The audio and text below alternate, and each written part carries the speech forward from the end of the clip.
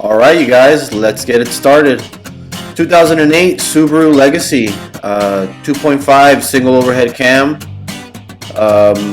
Pretty basic stuff. You're going to need an 8mm, a 10mm, a 12, a 14mm. On the 14 you want to have a short socket and a deep socket. If you can do swivels in the short sockets, even better. You're going to need jack stands, an engine hoist, chain. You're going to need a tarp on the floor, something to catch the fluids. Fuel line disconnect tool for Subarus. I believe the tool for the single overhead cam and the dual overhead cam are the same in the EJs. What else? If you can get yourself one of these right angle ratchets, the impact ones from Milwaukee, oh man, what a lifesaver. That's gonna basically be the best tool for like efficiency, is the Milwaukee right angle ratchet. I use it through the entire engine removal process, simply because I'm so used to taking these engines out with that ratchet. Some people might have their own way of doing it. I would not recommend just smacking every single bolt with full power. Believe it or not, that thing will break bolts. It will snap the heads off. I've done it before. So if you're gonna use it, just break them loose real quick before you give it the beans, so to speak. And if it's giving you a hard time, just stop. Put some penetrating oil on it and just leave it for a little bit. So in the beginning, you saw me remove the the compressor and the power steering pump. Now I'm at the breather box and the intake boot, or at least that's what I call them. One thing I did not show was the removal of the radiator. Please remove the radiator beforehand. Look at how much space we have. I'm gonna tell you, these things are a lot easier if you just take a little bit of extra time to remove the radiator, and in my opinion, the intake. The intake is debatable. On some, you might not want to remove the intakes. On some, you might want to. Just depending on the situation. But me, in my opinion, I find it a lot easier to get to the bottom end if I remove the intake. But I've done plenty where I don't even remove the intake. I just strap it up with a ratchet strap to the hood and keep on going. Now, you definitely don't want a ratchet strap to a carbon fiber hood, but these steel ones flex and they're not that heavy, so you should be all right. I typically do use two hood prop tools if I do ratchet strap the intake to the hood. It's not advised though. I don't do it anymore. I typically just remove the intake. Now I'm removing the lower end of that little breather boot where the air filter sits and the map goes on it. One thing I didn't do was cover the map. If you have a rag or something, I would advise to cover the hole where the map sensor is, just to prevent, getting all dirty. These are 12mm, and they should be done in some sort of even sequence. Innie outie or outie innie, whatever floats your boat. In my opinion, I usually just start from the inside out. But on these aluminum intakes, I don't see much issue. I've done it before where I just zap them all off because I'm in a hurry or something, and nothing happens. They're individual aluminum runners. They're not too dependent on one another, and they usually don't flex that much. I've done a couple of these where I just zap them all off and don't care about which one goes first or whatever. But when installing them, you definitely do want to make sure that they do go in nice and snug and in some sort of sequential order that you can verify, and just triple check. Right here is a 22mm wrench, doing me a favor of loosening up that that little EGR pipe. That pipe runs to the short block.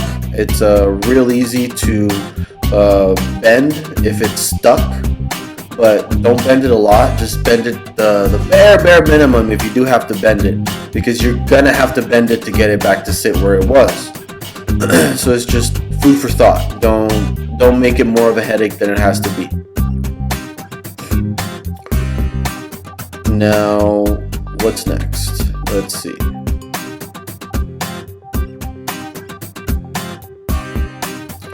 Looks like I'm probably going to go for the fuel line. I'm spraying it with a little WD-40 just to make everything slide a little easier. There's that Subaru fuel line tool. It's not like the ones that you get at AutoZone. It's just like a straight end. It's weird looking, but it fits inside that little clip. And once it's in there, don't twist it too much. Just push down, and even pressure on both ends, and it should come right out. And then the next one is going to be that little fuel return hose right underneath it. For that fuel line hose, that little rubber one, I don't advise you using pliers on it like I'm about to do.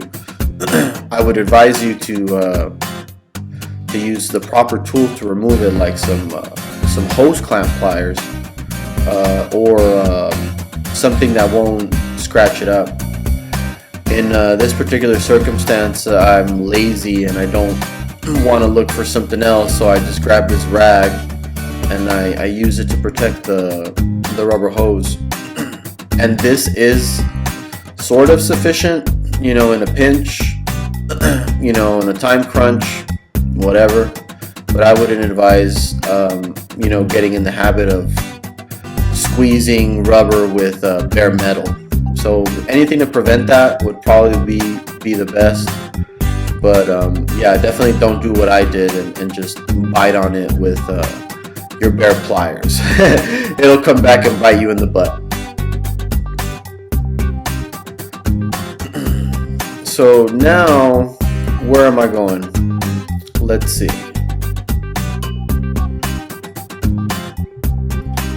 I believe I'm going to start with as many connectors underneath the intake and behind the intake. And I missed a couple on this first run. See, near the dipstick tube there's some connectors. I'll eventually get them, but if you catch them, they're right there on the bottom right hand side of the screen, right there near the dipstick tube. There's some connectors there that need to be removed.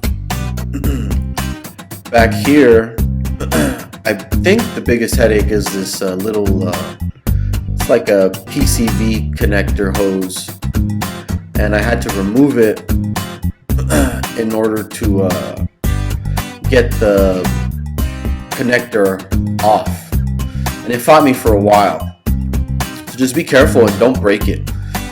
That plastic is brittle, and any excess pressure will just, you know, give you a nightmare that you don't want. Found another hose. Just gonna disconnect that.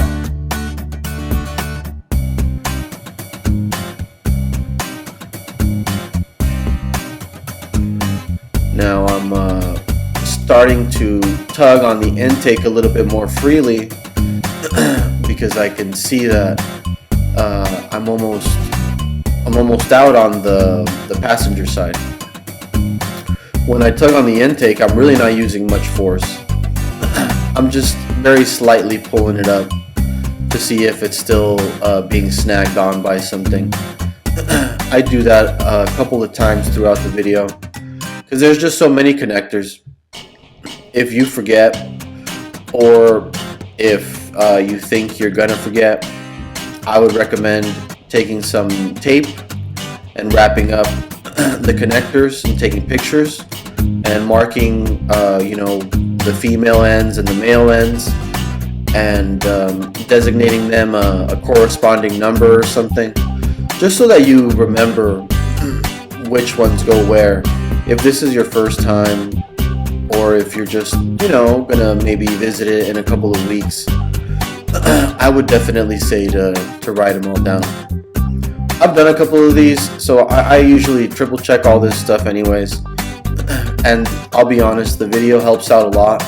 So I just usually go back through the video just to refresh myself. But that normally does it. That's normally good enough for me. But it might not be for you. You might need to do more than that. So that's one thing I definitely do advise. So there I go, and I got those 2 connectors that I missed previously. There's solenoids. We'll talk more about all that stuff later. Today is just basically a little,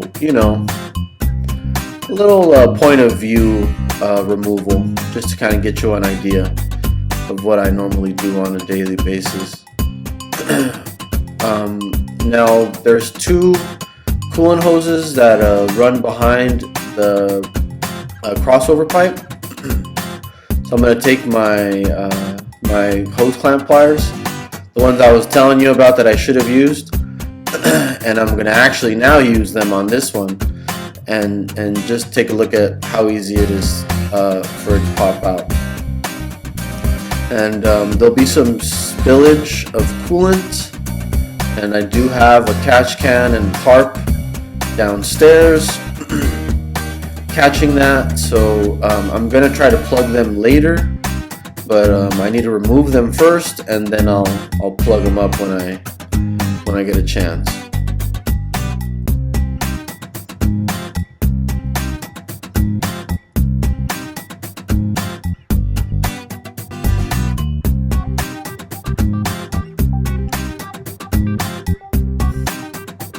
Now I'm grabbing the plugs. These plugs that I have, they're just from previous jobs. I didn't buy any of these. Sometimes when engines come in, or certain components, they come in with plugs on them, and I'll just hold on to them. And if my buddies have like an engine or something, I'll ask them if they need their plugs, or if they're gonna take them, and sometimes they say yes, sometimes they say no, And now what I'm going to do is I'm going to plug those little pipes just with whatever I got. Just something so that I can stop the spillage.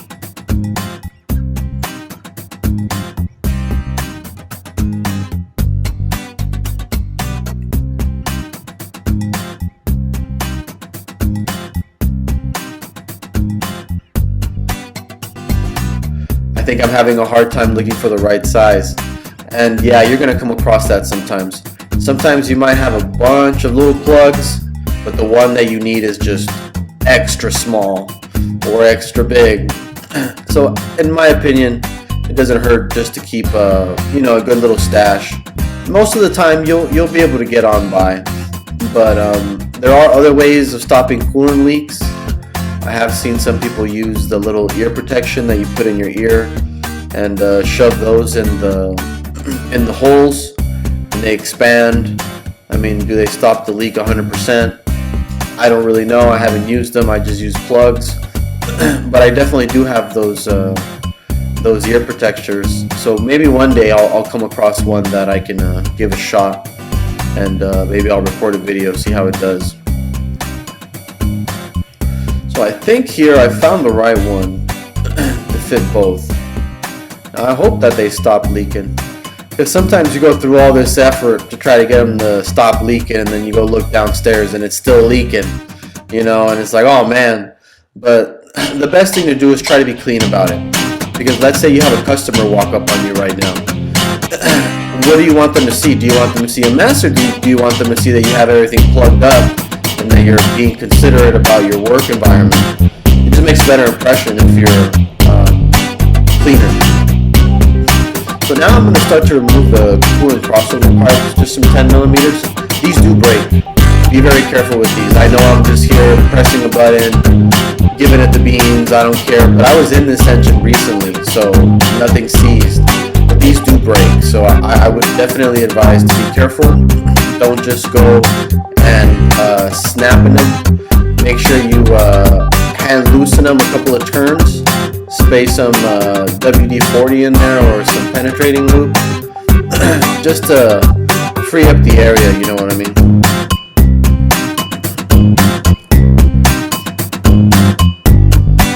Looks like this intake is like maybe 90% out.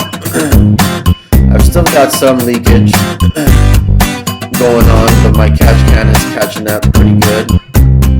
I would definitely say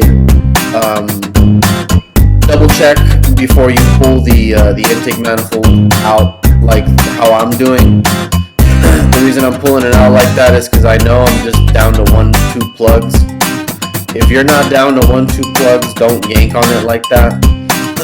You could hurt something, or you know, make this a very, very long job, so to speak. So take your time. A lot of the things I do are because I'm always in a rush. But when I teach, I can actually sit down and, you know, and review my behaviors and give advice on it. And yeah, there's no victory here in going 50 miles an hour. Right before the intake comes out, you just want to make sure you don't make another mess. So right before it comes out, check everything one more time. And then if you're lucky, it should just come out just like that. But if you're not lucky, just go back and check, and then double check it, and you'll find what you're missing. It's not the end of the world. Here I'm just blowing it off, getting all the dust out. Makes it a little easier to work on. But is it necessary? No. Is it preferred? Yeah. After this, there's not a lot left. I still haven't gone downstairs. I need the starter, the bell housing bolts. I haven't done the transmission mount, the upper one. Some people call it the wishbone or the dog bone. And then I can go downstairs, and downstairs is just 14 millimeter deep and 14 millimeter short. It's real fast. It's not hard at all. So here I'm using a 14 millimeter wrench. I'm going to remove as many of the bell housing bolts that I can with just a 14 millimeter wrench. When you remove the intake, you have all this room now. You can get all the way down basically to the very bottom bell housing bolts, just with the same 14 millimeter wrench. So if you remove that intake, you get a little bit more free space back here too. That's something that I like about removing the intake. Once it's out, it's so much easier. At this point, I could have already shoved my electric ratchet in here. I don't know why I haven't done it already. But once you break these free and they're loose and coming out with your hand, you can just grab your ratchet and take them out. You don't need to take your time like how I decided to for whatever reason. That one, I believe, is hose clamp. You might get that in an 8 millimeter. If you're unlucky, it'll be a 1/4 inch, and you don't even carry that. And then you're gonna have to pray that the flathead surface is available. And then right there, I've got my 14 millimeter swivel, and then my 14 millimeter deep socket. And the swivel really shines here. If I would recommend you buy a swivel set before you buy a regular set of sockets. Yeah, for sure, especially if you're going to school, because you probably won't use them for a little bit if you're going to school. And buying swivels as one of your first investments just speeds up life. I didn't buy swivels for a couple of months before I started wrenching, and I regret it. I wish I would have bought them with my first set of tools. Swivels help out so much. A good quality brand name is good, but sometimes you gotta do what you gotta do. The particular ones that I have are Snap-on. I've had them for years. I've never warrantied them. Are they a little worn up? Yeah, but they still work fine. But definitely whatever you can afford. the list of tools needed to get this job done is not huge, but when you're pulling an engine, you typically have a replacement engine or you're going to rebuild it, and both of those two things require other additional tools. So I'd hate for you to spend all your money on a $300 set of swivels and then you need $150 for an engine hoist, and you're wondering why this little box of swivels costs $300, and you know what I mean? It just not good. So be wise with your money at first. There, I got a little upset because a little spillage came out. I will grab my drain pan and I will catch that. And I am almost done with all the nuts and bolts down here, that I'm just gonna deal with it. I'm not gonna go nowhere. I'm not gonna try to, like, you know, plug that up or whatever. I'm just gonna stay down here and finish up with all the stuff I have to remove. It was motor mounts, which were 14 millimeters, and then the exhaust, which were 14s as well. Sometimes the studs come out with the exhaust. Don't worry about that. Now here, I'm almost at the final part. I've got my chain hooked up. I would definitely suggest making sure you bolt down the chain to a good mounting point that you know is not going to strip. Don't use a small little bolt hole. Make sure you use a decent sized bolt hole. The aluminum block is not that heavy, but at the same time, you don't want to put it in a small bolt hole. Honestly, Subaru makes it really easy. All you have to do is use what they provide. And the way I did it, it took no effort at all. One side is on a mounting bracket for it. The other side is just a large, I believe it's like an 11-25 thread pitch hole. So you just want to make sure you're using a decent sized bolt wherever you put your chain to. Some people would say use a leveler. Yeah, sure, why not? But most of the time I just grab a chain and make sure that the bolts are nice and tightened down all the way. I'll put some washers as well. Be careful not to snag those studs on the transmission. And then that's basically it. Most of that is pretty simple stuff. But don't do it this fast. If you do it this fast, you might hurt something. You might break something. I believe I did end up hurting something. I hurt an oxygen sensor, so I'm gonna have to go back and fix that. And I just don't want that to happen to you guys. So just double check all that before you pull it out all the way. Take your time on this last part. That's basically it. What I'm gonna do with this engine is it's gonna get a complete overhaul. I'm gonna check the specifications and the tolerances.